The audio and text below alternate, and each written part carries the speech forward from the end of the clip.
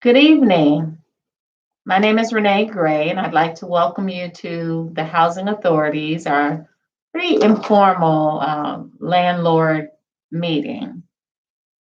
We're going to wait a few minutes just to see if a few more or a few others log on, but we will get started here shortly. Thank you.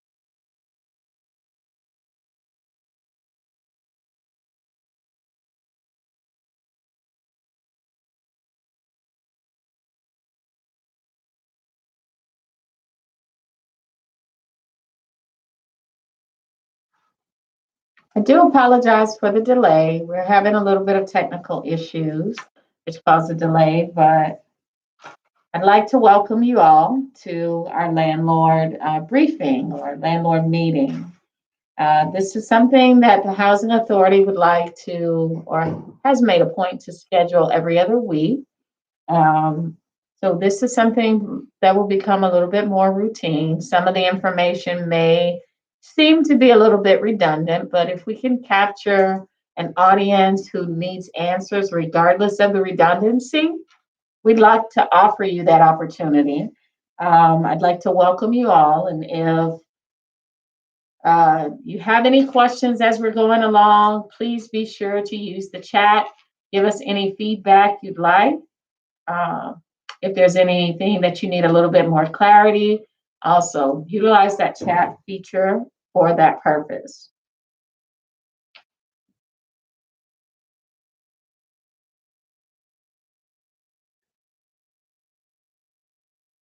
At the Housing Authority of the City of Fort Myers, we offer rental assistance. We are an agency that is in place solely for that purpose of housing um, a population that may be in need of rental assistance. So we currently administer programs for public housing. The public housing units, those are specific apartments or dwellings that customers are able to utilize subsidy within. And as long as they remain living in that unit, they will be offered the subsidy or eligible for it based on income, family size, and so forth. We also administer the Housing Choice Voucher Program, which is my area. And that's what we will be discussing mainly here today. And most of our landlord sessions are going to be in referencing of the Housing Choice Voucher Program. The Housing Choice Voucher Program is in place and allows customers to lease properties within the private sector and still utilize subsidy the same way they would if it were public housing. So it takes the participation of private owners with who are the willingness to house customers and receive rental subsidies from our agency. So in essence, we call that housing assistance payment. It works pretty much the same as public housing, and the only difference is with the Housing Choice Voucher Program, which a lot of people call Section 8. A lot of people also call HUD, but we are not HUD. We are the Housing Choice Voucher Program. And Section 8 is also a term that's utilized to explain the name of the program. HUD a lot of times refers to, HUD is actually Housing Urban Development. HUD is a division of the federal government, and that is the source to which we receive funding from. And that is for both the Housing Choice Voucher Program as well as the public housing. The uniqueness of the Housing Choice Voucher Program is the fact that customers can live anywhere in the county or anywhere within our jurisdiction, providing the owner is willing to accept the subsidy or the rental payments from our agency. For each family, that's a different setup and a different amount. It's based on that individual family's income and family makeup that determines or dictates what their obligation would be versus what our HAP subsidy would be. And yes, I said that correctly. In most instances, you would receive two payments. If you have a customer who is employed, the customer is responsible to meet their rental obligation monthly directly to you. And here at the Housing Authority, we have it set up that owners receive payments by direct deposit. And so as a participating owner, you would receive HAP subsidies, which Housing Assistance Payment is what I'm saying, HAP subsidies directly from our agency. And it's paid by direct deposit. That's our mandatory way of releasing any payments. Okay? So, with the Housing Choice Voucher Program, once you have a customer who's in place, we have several instances that could arise. But tonight I'd like to speak about rent increases, the owner's rent, how we go about that process of approving it. And we will also discuss our owner landlord portal. When it comes to an owner, I would assume we're all speaking to participating owners or prospective owners. Nonetheless, you have the opportunity to request a rental increase at any given time. At the initial point of you having a customer willing to rent your property or wanting to rent your property, you go through that normal approval process that's totally for you to do, the background check, whatever your rental application requires of you.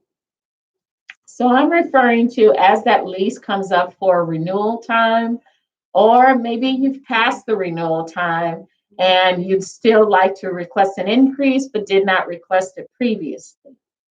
In those instances, our HAP contract, which is signed between our agency and you, the landlord or owner, is an intricate part of how you will handle that in addition to your lease agreement.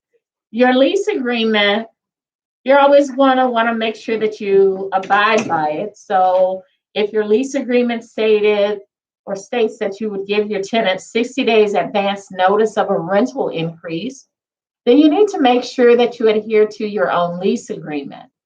Um, our housing authority policies dictate something very similar.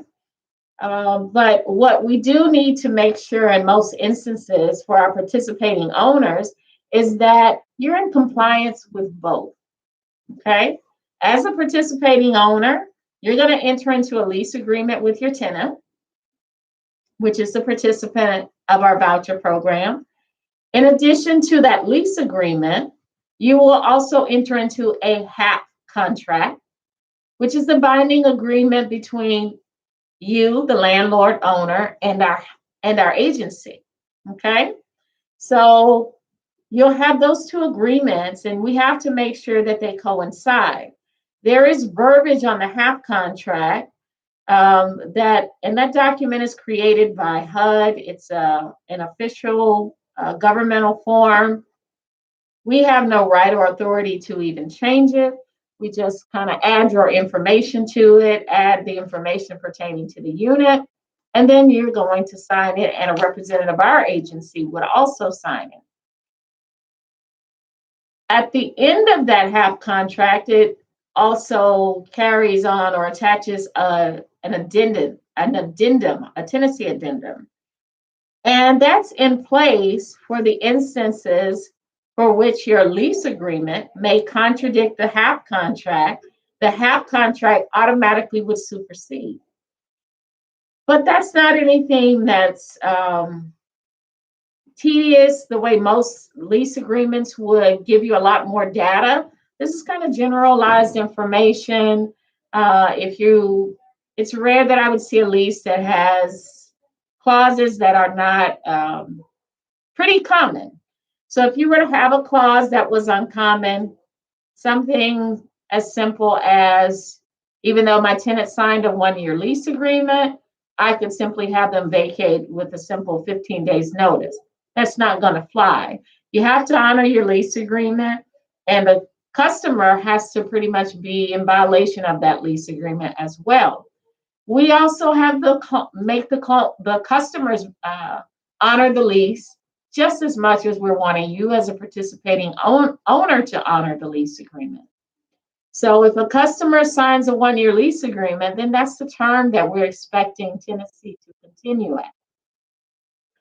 If not, then there needs to be a major situation or a situation that causes us to be in a position to break the lease. But when we are even thinking of breaking the lease, that if we have a brand new HAP contract or 1 year within the first term of the HAP contract, basically, then there needs to be an agreement between the housing authority and the owner when it comes to ending that HAP contract and lease agreement. Okay? When the HAP contract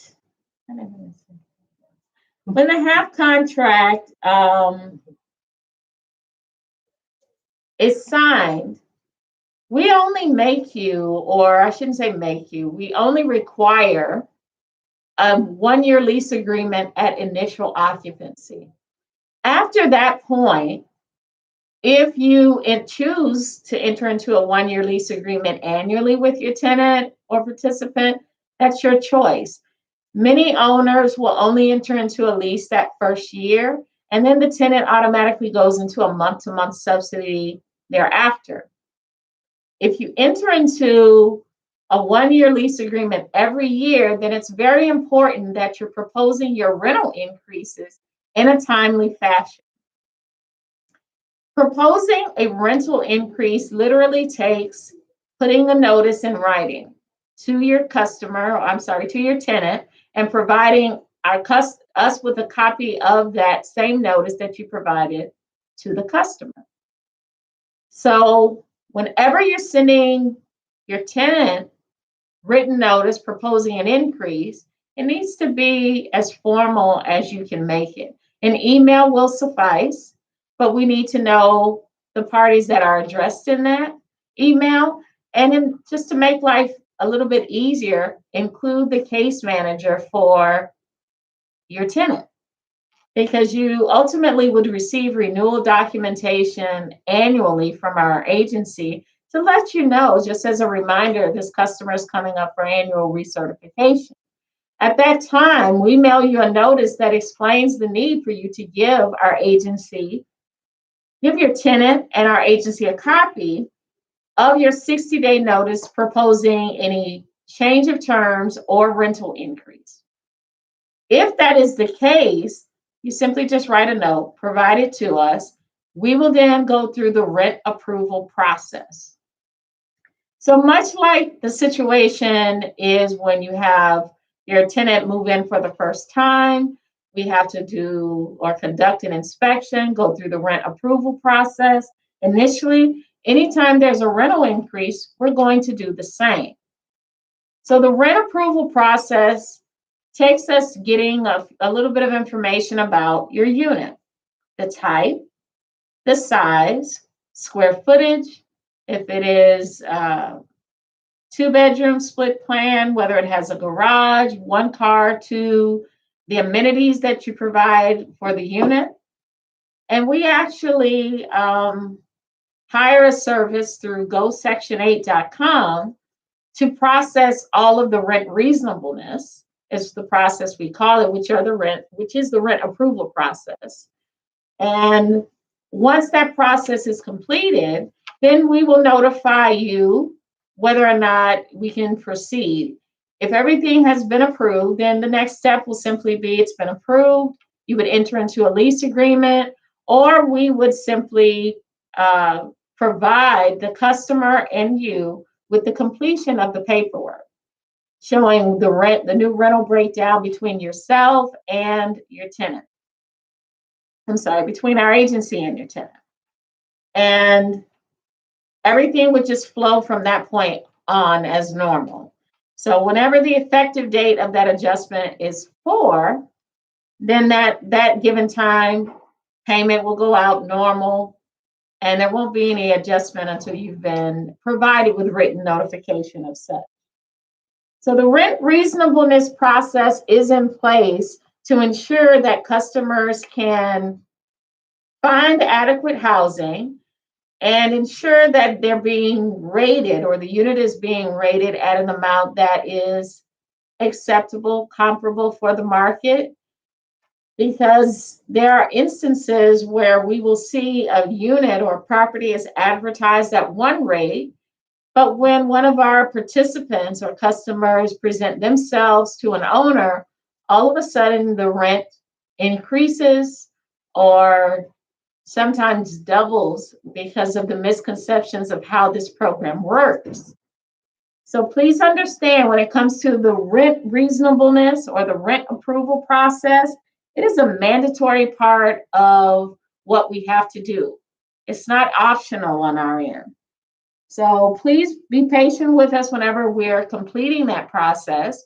And please, as a participating owner, make sure that you give your tenant proper written notice and provide our agency with a copy. One of our biggest issues is that owners do not follow through with that.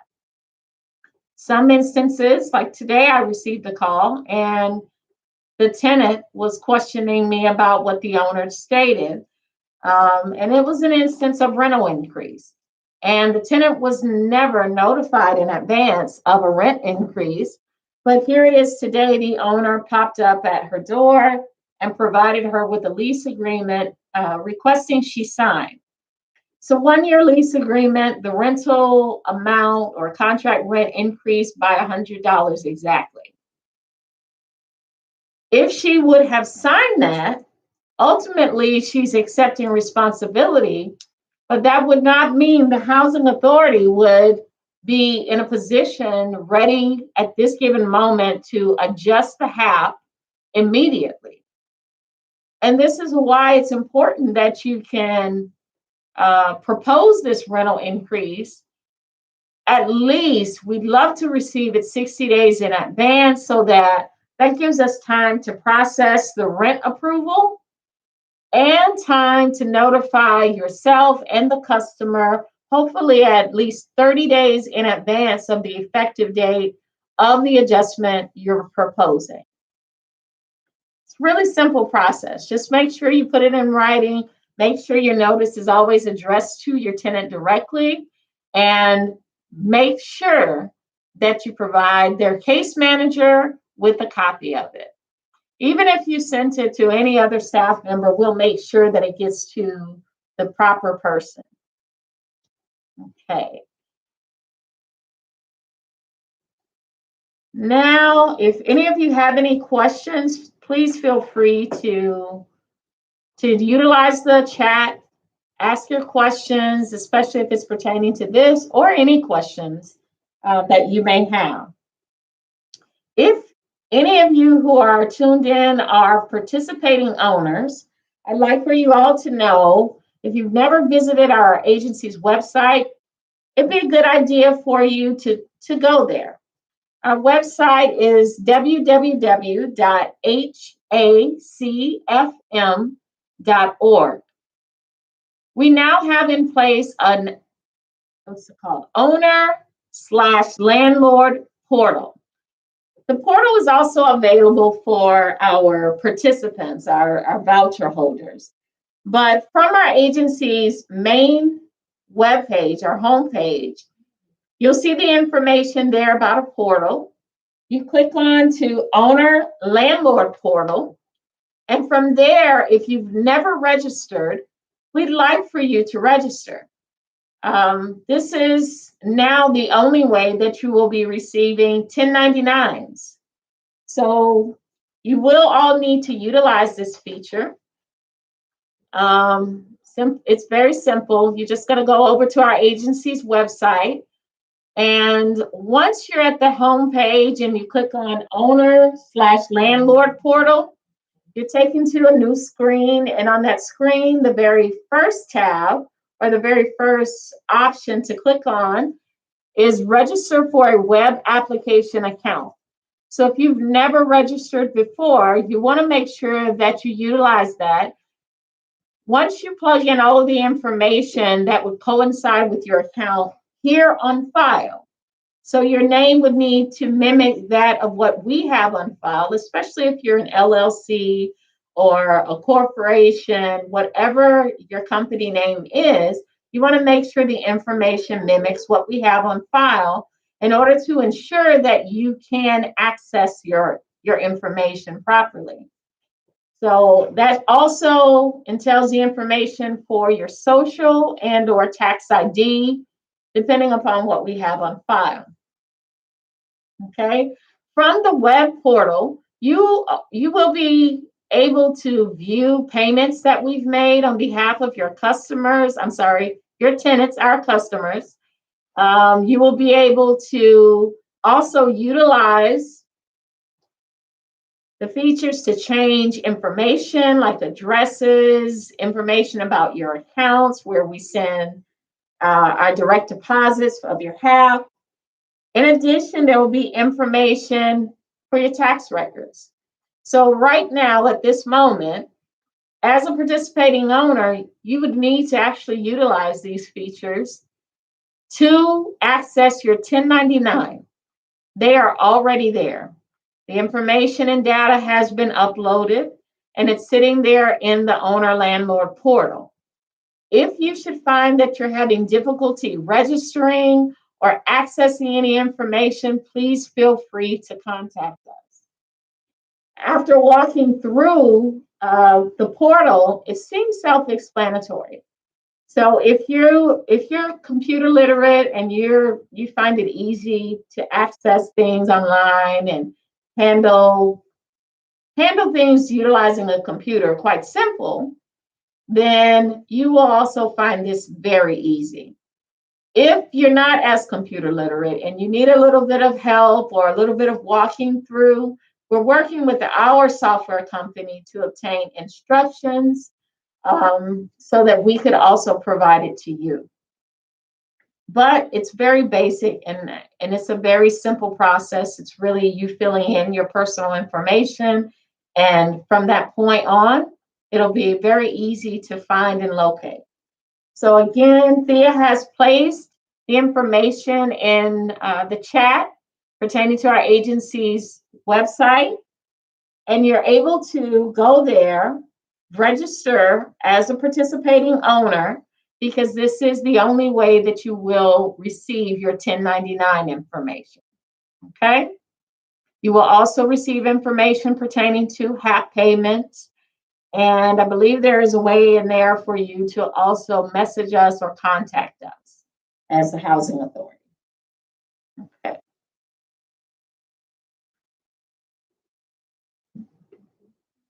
No questions? If any of you have any questions or comments or future topics you'd like for us to cover, then definitely feel free to provide us that information. This is Thea Parker. I know she wasn't here initially when I started because we were having some technical issues she was trying to resolve. My name is Renee Gray, and I think I omitted introducing myself. I apologize for that. But any information that you'd like to have a little bit more information about, any information that piques your curiosity, then feel free to question. Okay, you're going to obtain the 1099 from our agency's website. I apologize. Doing these webinars is kind of foreign to me. I'm not used to talking to myself, and that's what it feels like. So the question we had asked for where we would be able, or where as an owner you could find the 1099 information. So I'm just going to recap. You're going to go to our agency's website, www.hacfm.org, which Thea also placed in the chat. From that main screen or the home screen, you'll see the option for owner/landlord portal. Owner/landlord portal. Once you click on that option, you'll be forwarded to a new page. And on that page, you're going to want to register as a landlord if you have not registered previously. The option is not new. The only new aspect of the owner-landlord portal is the fact that all 1099s are there. You will now be able to access any records pertaining to your account, HAP payments, any information that you would need as a participant, any financial information you would need as a participating owner. Okay? Make sure your name matches the same name we have on file. Make sure your social and tax ID also matches the name that we have on file or pairs up with that same information. The name that we have on file and the social, they need to coincide because that's going to be the way the system double checks and confirms that you are the right person and allows you access. If you should have any trouble getting registered, follow whatever cues it tells you because you should receive an email. And if there are problems, then please reach out to me and I will assist you in resolving those issues. And my name again, Renee Gray. It's Renee, RENEE, at HACFM.org. Or most of you, if you're participating owners, you are definitely familiar with Kim. You receive an email monthly from Kim regarding any HAP payments that are dispersed. You can definitely reply to Kim's email or reach out to her. Kim is at KIM@HACFM.org. And for content regarding these webinars or discussions that we'll have, the landlord meetings, feel free to contact Ms. Thea Parker as well. Thea will put her email. She's Thea P, THEAP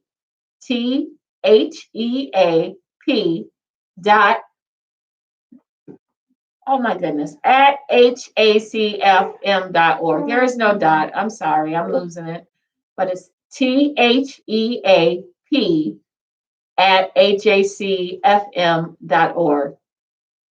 I get a little tripped up. Most of our staff here, our email address is our first name at hacfm.org. Yeah, Thea had to be the odd one with the P, her first name and her last initial. But for whatever information you need, feel free to reach out to us, and we are definitely here to offer you any support and assistance you need to get you registered, to make sure that all of that matches up so that you can obtain your 1099, because we know this is tax season. So this is the first year that we've implemented the 1099s on the landlord portal. But our whole goal is to make this landlord and tenant portal one that's being utilized to its most potential. So we may see some changes as time continues, but we definitely want to utilize this system, which is why we're pushing it this way. Questions? Anyone have any questions? Any information you'd like to add? Please utilize the chat.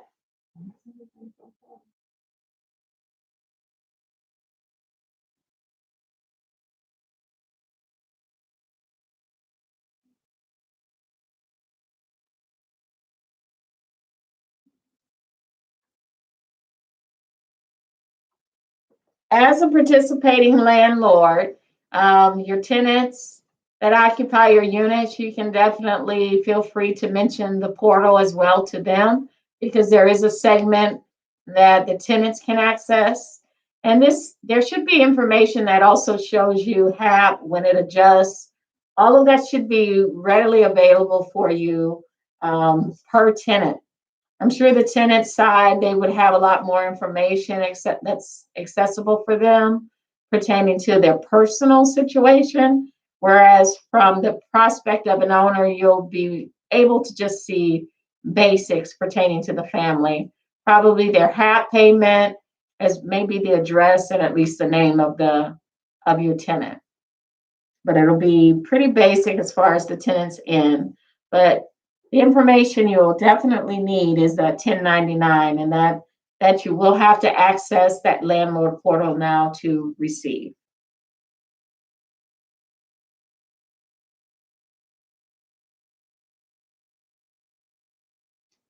I really don't have much of anything else to discuss. We covered what I wanted to cover. If you have any questions, please utilize the chat and ask away.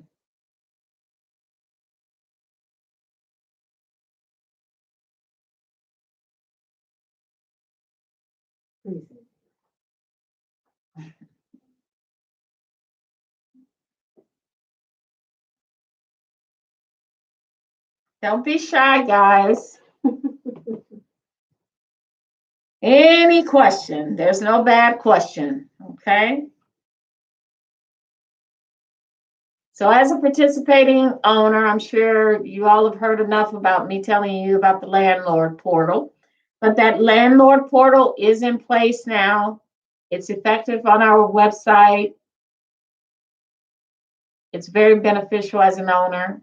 You will need your 1099 information for tax purposes, and your only way of receiving it is through that portal. Okay. Mr. Fernandez says we will not be sending 1099s anymore. We will not, sir. We will not be sending out any 1099s. Our finance department is looking more at ways to cut costs as much as we can. And if we're able to utilize services electronically, then that's going to benefit us all. The same as undertaking, or we're undertaking the same as far as customers go as well. We'll be soon setting up, or it's in the process of a more advanced tenant portal where customers will be able to update their records and complete annual recertifications right through the portal. So it will alleviate the need to mail out documents, and for customers, in some instances, we'll probably still meet with them face to face, and we'll utilize a computer and a signing pad in the same way they would online.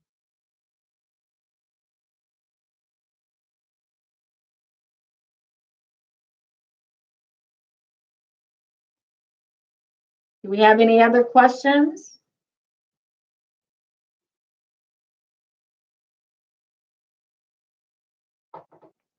Okay, well, this evening we discussed both rental increases and the owner landlord portal.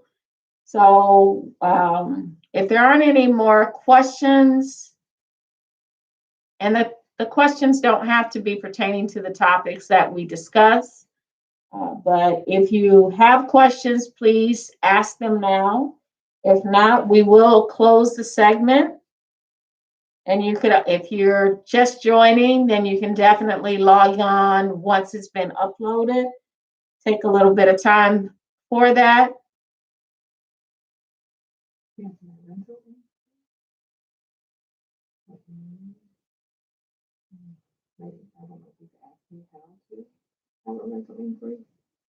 Well, the only, I'm not really sure what you're asking. There may have been like a little typo there. Oh, what was the? I was explaining the process of the rental increase, putting in a request, making sure that you notify your tenant 60 days in advance just by putting in written notice to the family and providing our agency with a copy. I explained the rent reasonableness process, the fact that we go through gosection8.com to process our rent reasonableness. And the whole hopes is giving the family proper notice 60 days in advance so that we could provide both you and the customer at least 30 days advance notice of that increase. In many instances, rental increases could affect the customer's rental portion. I know sometimes we have owners are under the impression that it's a rent increase, so it'll change HAP.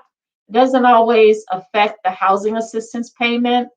And a lot of instances, it could 100% affect the customer's rental obligation. Really just depends on the customer's family makeup, income, and whether or not they're in a unit that's equal to the voucher size they were issued. Is a text notice okay due to the pandemic was the question. I'm not sure that texts actually hold up in court. Our attorneys seem to think that it doesn't. An email would. I'm not sure. I always say it's best to include us in that email if you just forward your tenant an email or a written notice by regular mail. I've got some owners who will just post it to the door and they still avoid contact with the customer. But it needs to be written so the customer understands and can identify. And the agency needs to be provided a copy. So a text wouldn't really work in that instance. But within one email, you could cover us all. You could send it to your tenant and CC their case manager here. And that would be acceptable. Doesn't have to be a special format. An email of what you're proposing is all that's necessary.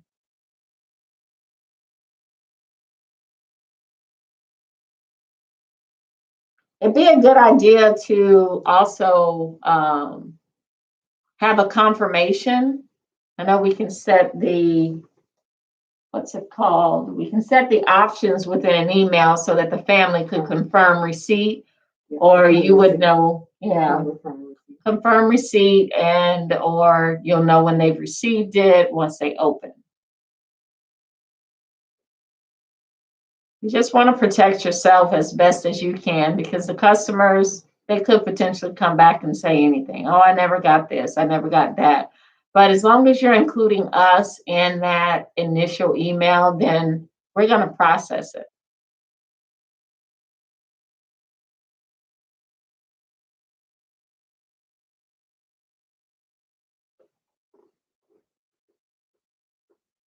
In the way of the pandemic, it's causing us, or I should say, forcing us all to do business a little bit different. Our recertifications are almost, I would say, 90%, if not 98% completed by mail alone. In rare instances, would we call a customer to the front? Our office is currently closed to the public, but there have been rare instances where we've set an appointment for a customer simply to come pick up paperwork if they've had issues with their mail.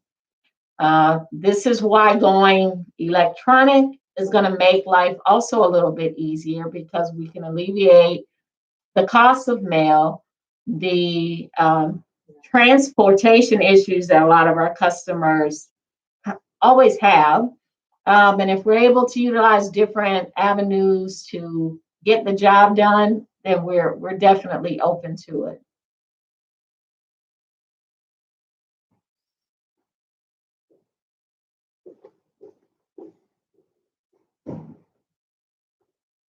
Do we have any more questions?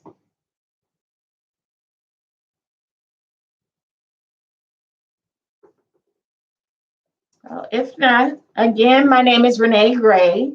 I am the Housing Trust Voucher Director of the program. And with me is Thea Parker. Thea Parker is one of our housing specialists, and she also handles our BASH customers. We're getting her on board to handle those BASH. And Thea was brought on board to increase our landlord owner outreach. We're definitely interested in reaching out to owners, and maybe I'll let Thea talk about that. Okay. Hi, everyone. I'm Thea Parker. I am here to do more education, more community outreach to, especially like this in a setting in the midst of pandemic, so that it could be more accessible for information on how the program works. There are a lot of landlords and owners who have these misconceptions and they get the wrong information from their neighbors or friends on how it works. So I was brought on board to to provide our information to spread the word, right? To get it out more in mail, email, webinars. If you get an email, that's me sending you all those emails. You're like, who is this? That's me sending you email saying, hey, give us more of your units. Do you have any available?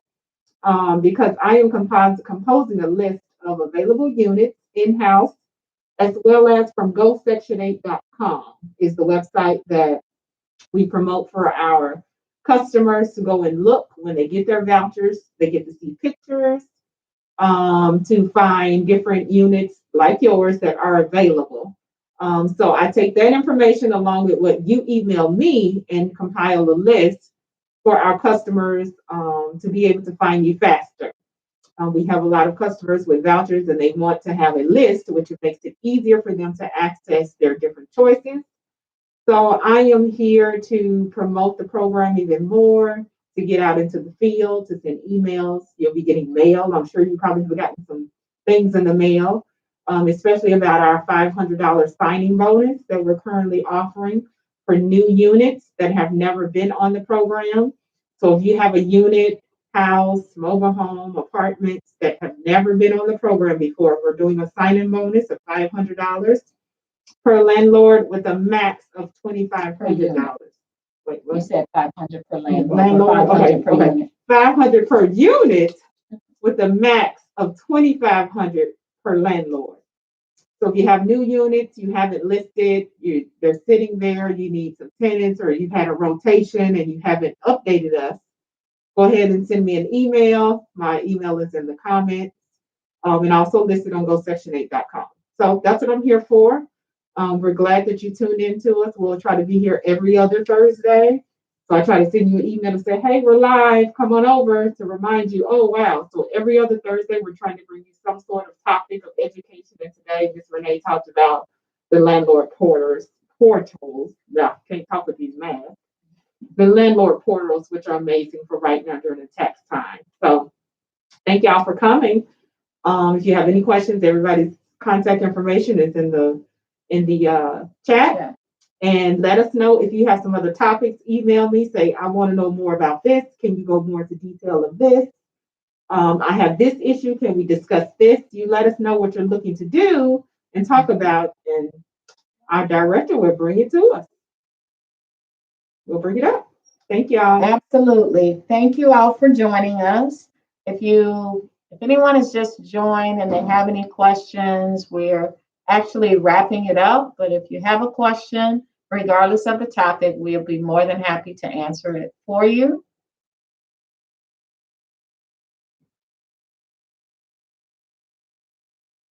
Okay, I guess not. I'd like to thank you for your attendance. Please definitely reach out to Thea. Utilize gosection8.com to post your available units. Thea is also taking information if regarding those units. We recognize that not every property owner or landlord is computer savvy.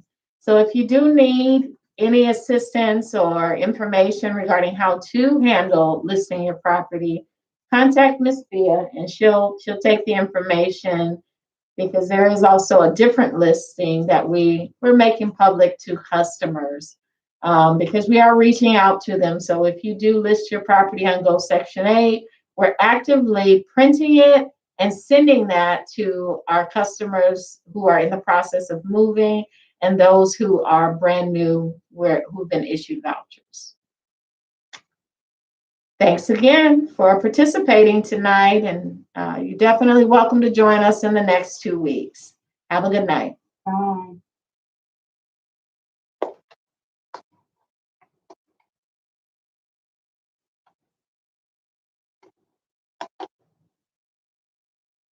Mhm.